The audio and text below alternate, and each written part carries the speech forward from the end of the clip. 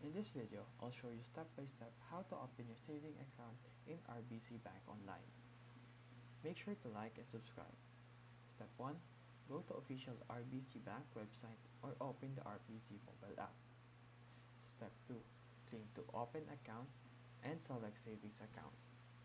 Step 3. Choose the saving account that matches your needs. For example, high interest e-savings or day-to-day savings. Step 4. Fill out personal details, name, address, employment, and social insurance number if required. Step 5. Verify your identity with either government-issued ID or RBC online verification. Step 6. Fund your new account by linking your existing bank account or depositing an initial amount. Step 7. Review your details, confirm, and your RBC savings account will be ready to use. Now, you can open your RBC savings account online with ease.